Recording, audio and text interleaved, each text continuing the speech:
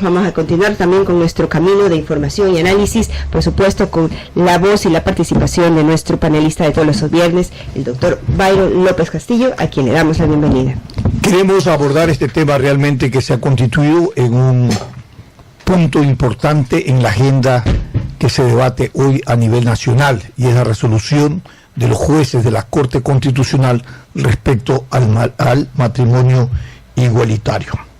Hay un debate sobre esto que se ha abierto, y un poco para analizar si es que los jueces que tomaron esta resolución fueron jueces constitucionales o son jueces constituyentes. Eso es una de las primeras interrogantes como debates que se realizan en el concierto de la opinión pública a nivel nacional. Luego plantean también el hecho de que la Corte Constitucional, una mínima mayoría, tomó esta resolución sin una respectiva motivación y tampoco sin observar lo que establece taxativamente el artículo 164, si no me equivoco, aquí hay un jurista, ¿no?, de que es claro y preciso de que el matrimonio es a través de la unión de una mujer y un hombre. Doctor, buenos días y bienvenida. El debate está en la mesa de discusión. Así es, yo creo importante que este debate sea público y lo más amplio que se pueda. Correcto. Desde mi punto de vista, voy siempre que hable sobre este tema a abordarlo exclusivamente desde el punto de vista eminentemente jurídico. El debate que pueda haberse respecto a cuestiones religiosas que son importantes, etcétera, son de otro corte, que no me aparto que deben haber. Pero para quien habla, estima que es más importante o más trascendente en una conversación de esta naturaleza abordar este tema, el jurídico, es decir, determinar si la Corte Constitucional actuó al dictar esta resolución que está siendo motivo de gran preocupación en el país, de acuerdo con la ley, con la Constitución o no. Ese es el objetivo. Y lógicamente que esto abre un gran debate. Ya existe un debate en este país por parte de jurisconsultos especializados en la materia y quienes no son especializados pero tienen sentido jurídico de las cosas, que este es un tema que debe profundizarse, repito, aunque canse, exclusivamente en lo que toca a nosotros, en un análisis totalmente apegado a derecho. Correcto. Con este antecedente, debo indicar que la Corte Constitucional, al dictar la resolución que motiva el comentario de preocupación en el país, lo hizo sin respetar la Constitución de la República. La Constitución de la República, en el artículo 67, que ya lo mencionamos en una oportunidad aquí, es sumamente claro. Dice, se reconoce la familia en sus diversos tipos. El Estado la protegerá como núcleo fundamental de la sociedad y garantizará condiciones que favorezcan integralmente la consecución de sus fines. Se constituirán por vínculos jurídicos. Y el inciso segundo del artículo 67 es el que más nos interesa en este momento, cuando dice de manera clara y terminante: el matrimonio es la unión entre hombre y mujer. Se fundará en el libre consentimiento de las personas contrayentes y en la igualdad de sus derechos, obligaciones y capacidad legal. De esta manera que constitucionalmente está garantizado el matrimonio entre hombre y mujer. A este respecto, el Código Civil del Ecuador, vigente en este momento y que hay que respetarlo, en el artículo 81 dice: el matrimonio es un contrato solemne por el cual un hombre y una mujer se unen con el fin de vivir juntos, procrear y auxiliarse mutuamente. Esta es una disposición del Código Civil que claramente dispone lo mismo que la Constitución. La Constitución está sobre el Código, pero el Código está consecuente con lo que dice la Constitución. Pero el artículo del Código Civil plantea algo más importante, que es la unión producto de un contrato solemne ¿Entre quién? Un hombre y una mujer. ¿Para qué se unen? ¿Para qué se forma esta sociedad solemne? Para vivir juntos, un objetivo, para procrear y auxiliarse mutuamente, para procrear. Biológicamente no cabe procreación de hombre con hombre, ni de mujer con mujer. Es una cuestión biológica de la naturaleza que no cabe discutirse en este momento. Procrear, clarísimo. Está entre otras por eso funciones, es hombre y mujer. Hombre y mujer. No hay procreación desde el punto de vista biológico y natural entre hombre y hombre y mujer. Clarísimo. Por eso es que el análisis que hacemos aquí lo quiero enfocar siempre para evitar disquisiciones y malentendidos en la gente que quiere desorientar a la opinión pública. Aquí estamos para analizar esto desde el punto de vista jurídico, sin que desestimemos también que en cualquier momento podamos analizarlo desde otro punto de vista, que también es importante analizarlo. Pero aquí, ahora, por lo menos, solamente en el ámbito de carácter jurídico, como lo estamos. En otras palabras, haciendo. La literalidad del texto. Eso es lo que hay que seguir. Exactamente. Usted es un abogado. No, un cuasi abogado. Parece abogado. Un cuasi abogado. El artículo del Código Civil, que lo tengo anotado aquí para conversar, 18, en el parágrafo 4, interpretación judicial de la ley. La ley dice, artículo 18. Los jueces no pueden suspender ni denegar la administración de justicia por oscuridad o falta de la ley. En tales casos, juzgarán atendiendo a las reglas siguientes. Cuando el sentido de la ley es claro, no se desatenderá su tenor literal a pretexto de consulta o espíritu. Esta es una cuestión que un estudiante de primer año de jurisprudencia sabe, porque ahí se estudia Código Civil en ese año, que la ley, cuando es clara, no admite ninguna interpretación y no hay para qué ir a su espíritu para tratar de encontrar en él la razón de ser de esa disposición. Este artículo, interpretación de la ley, también tiene que haber sido anotado por la Corte para tomar en cuenta que si el artículo de la Constitución que acabo de leer dice que el matrimonio entre hombre y mujer, no podía afirmar que se puede permitir el matrimonio homosexual. Porque ¿qué es lo que hay aquí? Se habla de matrimonio igualitario. Yo no entiendo por qué le llaman igualitario. Matrimonio igualitario también entre hombre y mujer, porque no son personas, son iguales. Lo que no quiere decir es matrimonio homosexual, precisamente para no crear más confusión y más inquietud en la ciudadanía. Les puedo hacer una pregunta sobre esta partecita. ¿Puede una supraestructura de derecho jurídico, de defensa de derechos, rebasar lo que establece la Constitución o el Código Civil? Porque, por ejemplo, una de las justificaciones que dicen quienes votaron, los miembros que votaron por esta resolución, es que el justificativo es que incorporaron una resolución de una opinión consultiva de la Comisión Interamericana de Derechos Humanos. ¿Puede esa opinión rebasar estos principios? Este es un tema que también tengo aquí en la mesa de conversación. Correcto.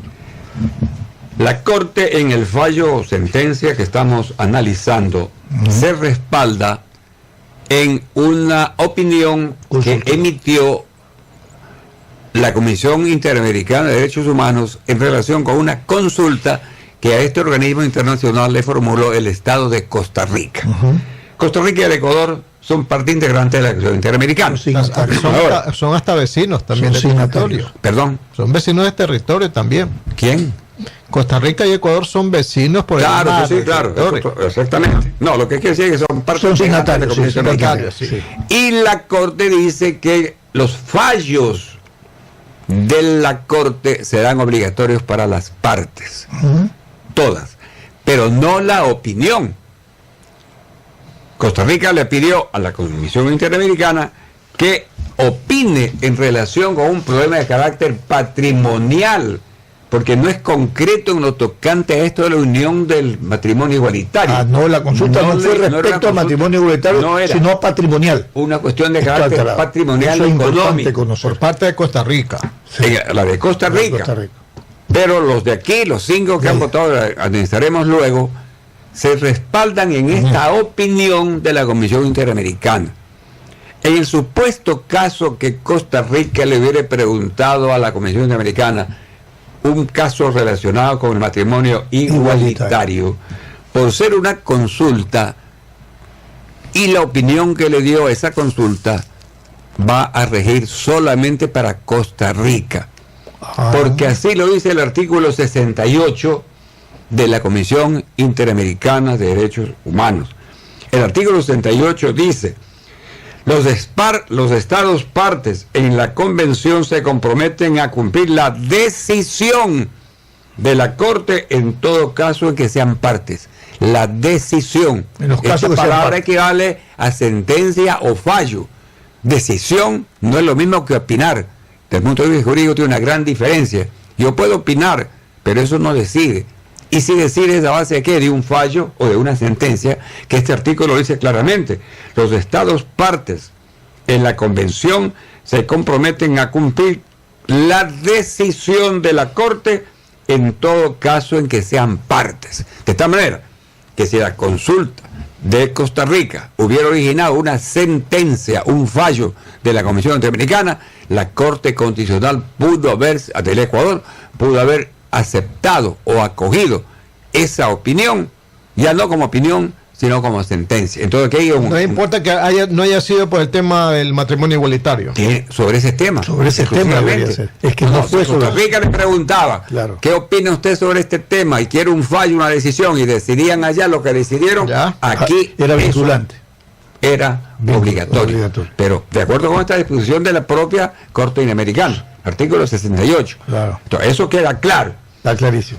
Está clarísimo. Otro aspecto de carácter legal que hay que anotar es que la sentencia que motiva este comentario dictado por la Corte Constitucional ha sido suscrita, dictada por 5 miembros de la Corte. Correcto. Son 9, hay 5, 4 votaron por el no, digamos, y el 5 aparece en voto acá. Pero ¿qué es lo que dice el artículo 160 de la Ley Orgánica de Garantías Jurisdiccionales Ley Orgánica de Garantías Jurisdiccionales y Control Constitucional, que es el que rige la vida, entre otros, de la Corte Constitucional? Correcto.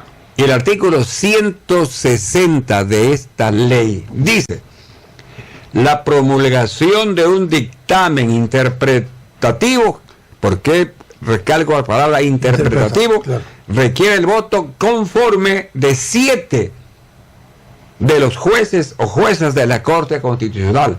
Queda claro, repito, la promulgación de un dictamen interpretativo requiere el voto conforme de 7 de los jueces o juezas de la Corte Constitucional.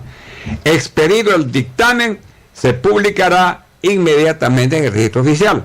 Y el segundo inciso dice: cuando el Pleno de la Corte, en su sentencia o dictamen interpretativo, se aparte de la regla interpretativa fijada, podrá hacerlo solo con el voto conforme de por lo menos 7 jueces o juezas, quienes deberán explicar y argumentar justificadamente las razones de su decisión con base en los métodos de interpretación constitucional establecidos en esta ley. Correcto. ¿Por qué quiero recalcar este punto?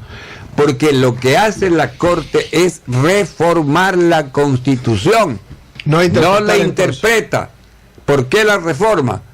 Porque el artículo 62 que acabamos de leer dice que el matrimonio es entre hombre y mujer. 67. El 62 de la Constitución. 67. Dice eso que acabo de leer. O el 62.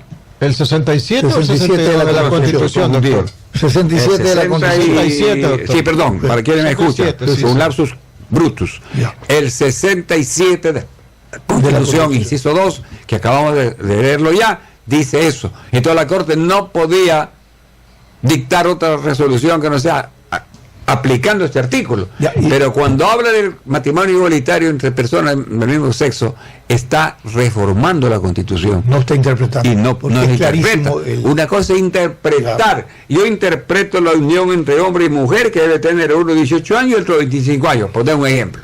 Eso es interpretar. Sí. Pero lo otro es reformar. Entonces la Corte Constitucional no tenía esa capacidad. Nunca la ha tenido. Nunca la tuvo. Y esto es un aspecto sumamente importante que tiene que ser aclarado. Por eso digo que aquí analizamos jurídicamente. Yo le hago una pregunta. Y recalco esta expresión. Sobre esta explicación que usted ha dado. Si no tenía capacidad o sea, si se ha reformado y no interpretado, y la votación para interpretación no son 5 sino 7, ¿es de nulidad? Eso quiero llegar allá. A ver, vamos. No es un fallo jurídicamente aceptable. No tiene, para mi modo de pensar, no tiene validez. Por mucho que digan lo que digan, ¿y qué lo califica? Yo seré de minoría en este caso, pero estoy emitiendo mi criterio. Ya bien, ¿y cuáles son las vías? Claro, ¿quién califica? Un ratito, antes de llegar allá, quiero anotar algo más de carácter jurídico también. El Tribunal de Derechos Humanos de Estrasburgo, que es el Tribunal de Derechos Humanos más importante del mundo, en una sentencia dictada hace poco, el 9 de junio del 2019, establece lo siguiente, comillas, el hombre y la mujer tienen derecho a casarse y a fundar una familia, cierra comillas, y por unanimidad dijeron los señores 47 jueces de la Corte de Estrasburgo de Derechos Humanos que no existe, dicen ellos, por unanimidad, no existe el derecho al matrimonio homosexual. Aquí este fallo es contundente y claro, y permite una gran discusión. ¿Por qué la Corte Constitucional de Ecuador hizo caso a lo que dice Costa Rica, que no le tocaba hacerlo, y desoye una opinión del máximo organismo de derechos humanos, que es el Tribunal de Derechos Humanos de Estrasburgo, que en el artículo pertinente de su resolución, por unanimidad, los 47, todos, son 47 los integrantes de este organismo, todos votan y dicen lo siguiente: el hombre y la mujer tienen derecho a casarse y a fundar una familia. Y más adelante, por unanimidad, dicen que no existe el derecho al matrimonio homosexual. Esta es una cosa sumamente clara desde el punto de vista jurídico. Algo más, antes que se vaya de la idea. Los 5 votos de los que aparecen votando por la unión, por matrimonio igualitario, uno de ellos es un voto concurrente. ¿Qué quiere decir esto? Hay 5, 4 votan igual, y el 5 que esté de acuerdo con ellos en algo difiere, pero vota, pero difiere en algo de lo que están diciendo los 4. ¿Me explico? En la motivación. Entonces, ese voto concurrente tenía que ser debidamente analizado porque lo lanzó. Sustentado. ¿Por qué? Sustentado. Porque es que yo estoy de acuerdo con ustedes, pero tampoco estoy de acuerdo por acá. Claro. Y eso no existe en la sentencia. Correcto. Entonces es un voto concurrente que no reúne las condiciones que debe que no se suba a la mayoría. Claro. No debe sumarse. Pero sobre eso de los votos también se habla de que el fallo no fue parcial. Porque 2 de los 5 que votaron anteriormente ya habían dado a conocer su criterio a favor de la tesis del matrimonio igualitario. Abogado, le vuelvo a decir lo mismo. Sí, aquí tengo apuntado, estoy trabajando con material que traigo, pero no estoy improvisando aquí por un sentido de alta responsabilidad para con la audiencia que me hace el honor de escuchar. Así se habla, que de los 5 hay 2 que ya opinaron. Eso en la parte penal se llama prevaricato. Ahí entra un tema de discusión de largo. ¿Hay o no prevaricato aquí? Por ejemplo, yo soy abogado y mañana soy abogado de Stalin. Y al poco tiempo paso a ser abogado de Alcides en una causa contra Stalin. Yo no podría éticamente ser abogado suyo en una causa contra él cuando yo fui anteriormente abogado de él. ¿Sí me explico? Eso es prevaricato. Está penado en la ley penal. Ahora se argumenta que ya han analizado este tema algunos jurisconsultos y sostienen que el prevaricato es para jueces jurisdiccionales y no para constitucionales. Ah, caray. Entonces ahí viene un debate jurídico también. ¿Qué cosa? Son jueces jurisdiccionales, constitucionales. ¿Cuál es la diferencia de uno y otro? Pero hay eso que usted anota. ¿Y cuál es la diferencia entre lo jurisdiccional y lo constitucional? los que sostienen esta tesis, que los de la Constitución solamente son jueces para conocer asuntos vinculados con la supremacía y regulación de la Constitución. Son jueces constitucionales. Y los jurisdiccionales. Jurisdiccionales, ahí viene un término general, porque jurisdiccional es que ejerce jurisdicción. Claro. Y esto está establecido en la ley, jurisdicción y competencia. Pero por medio está la Constitución. Claro. Entonces, ahí hay un tema que podría ser motivo de una discusión posterior. Sí, pero usted anota una gran realidad. Dicen que 2 de estos 5 votos son emitidos por personas que ya fueron antes interesados en que se promulgue en vigencia, etcétera, esta cuestión del matrimonio igualitario. La cereza del pastel. ¿Quién le pone la cereza al pastel de determinar que es inconstitucional? Yo propongo, desde mi modo de pensar, sugiero, no propongo, no tengo capacidad para eso, pero opino, mejor dicho, que esto no puede ser en otras cosas, sino solamente una consulta popular. Yo creo que no debe ser publicado, debe ser publicado en el registro oficial, primero. Para que se constituya fuerza de ley. Tiene que publicarse. Pero doctor, como el ser humano no es infalible, y tampoco lo son los 9 miembros de la Corte Constitucional, que en una reflexión a favor de la conciencia nacional y para evitar más debate, se reúna el Consejo, la Corte Constitucional y diga, nos hemos equivocado, vamos. Y entonces, eso en ese momento lo destituyen. Había un ratito, no. No, pues hermano. Lo destituyen Más seriedad. Es que eso es la razón de ser de. ¿Cómo vas tú a decir, oye, recurso sobre una decisión? Imposible, hermano, pero el ser humano no es infalible, por el ser humano no, pero la institucionalidad te plantea esa cosa. Hermano, supongan así que la audiencia se desubica cuando hay un diálogo que es diálogo. Es cierto. Que uno por uno, para que la gente que nos escucha capte bien. Esa es mi opinión muy modesta. Hablemos uno por uno. Que sea la consulta entonces. Ya. O lo que usted plantea, que hay una profunda reflexión de estos señores y señoritas que opinaron así como opinaron, y vean que hay un movimiento nacional que avanza cada día con orientación religiosa, social, defensa de la familia, de la niñez, etcétera, que todos son argumentos para estar en contra de esto, pero ese no es el motivo de esta conversación, y reflexionen y digan, bueno, y si ellos reconocen que efectivamente, por ejemplo, la sentencia no tiene el análisis del concurrente y que se necesitan, como dice el artículo que acabo de leer, uno determinado que no es el que está ahí, perfectamente podrían revocar, dar marcha atrás, recular, como dice él, para evitar un mayor problema en la sociedad ecuatoriana. Y la otra es una consulta. Y la otra sería buscar mecanismos para que haya una consulta. Si le consultaron al país para preguntarle si se puede matar los toros de la plaza de toros, o se puede matar los gallos de las galleras, que no tiene nada de trascendencia, digo yo, de un volumen de esta naturaleza. ¿Por qué no consultársele ahora, cumpliendo los cánones reglamentarios, legales, constitucionales, que una consulta del pueblo diga, sí señor, estamos de acuerdo con el matrimonio igualitario o no estamos? Y eso se ponga en... Y ahí viene otro conflicto. La pregunta tiene que pasar primero por el visto bueno de la Corte Constitucional. Ahí si la Corte hace. Constitucional ve, oye, nos están consultando sobre algo que es más pero no están consultando, un ratito, hay que dar una réplica de abogados del diablo. No le están diciendo, oiga, lo que ustedes hicieron no vale, para que pucha, nosotros vamos a fregar aquí. No, están preguntando que algo general es conveniente para el país, se verá la pregunta cómo se la hace, el matrimonio tal o cual, no es nada contra ellos. Claro, puede ser una ratificación o una rectificación, dependiendo del contexto. Que el pueblo diga sí, y entonces ratifica lo que hicieron. Muy bien, doctor. Yo creo que esto tiene que ser analizado en esa forma que estoy. Me parece que da una aplicación. Para concluir, porque esto que analizamos, en definitiva, es irse contra la biología y contra la ley natural, como estamos analizando acá. La consulta la creo necesaria por las razones que estamos explicando, y que no es conveniente desde el punto de vista práctico, no encuentro el término, que 5 jueces estén en definitiva contra la decisión de 17 millones de ecuatorianos, que será lo que diga la consulta.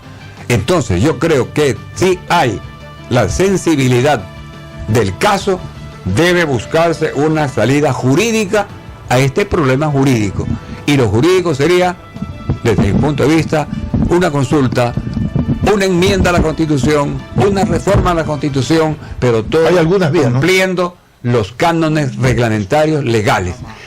Quiero concluir insistiendo en que aquí no tengo, por lo menos quien hable, creo que ustedes tampoco, sentido homofóbico ni sentido de odio para nadie. Lo que tenemos es amor y respeto a la seguridad jurídica que la Constitución del país lo establece y de que está peligrando con decisiones o resoluciones de esta naturaleza. Esa es mi posición, basado en ley, Constitución, reglamentos, organismos internacionales, etcétera.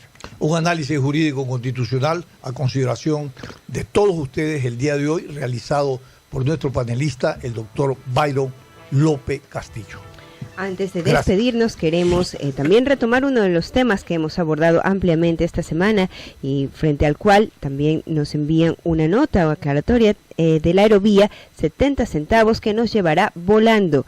El municipio de Guayaquil invierte en la infraestructura de la aerovía, no con miras a hacer rentabilidad, sino para darle mejor movilidad y mejor calidad de vida a la gente. Por eso, el costo de este servicio de primer mundo en Guayaquil solo costará 70 centavos de dólar. Importante reiterar esta información y también decirles a ustedes que hoy a las 17 horas tienen una cita con Radio Atalaya, por supuesto, anécdotas, recuerdos y vivencias de personajes destacados del país bajo la conducción del ingeniero Andrés Mendoza Paladines. No se pierda hoy a las 17 horas, estará junto a nosotros la invitada Jenny, la licenciada Jenny Estrada Ruiz, periodista, escritora e historiadora ecuatoriana y directora nacional del Museo de la Música. Escúchela por los 680 AM de Radio Atalaya. Bueno, con esto estamos ya cerrando esta semana de análisis. Gracias al doctor López. Muchas gracias por sus análisis, a ustedes por vuestra sintonía. Lo que continúa es Fernando Aguayo en vivo.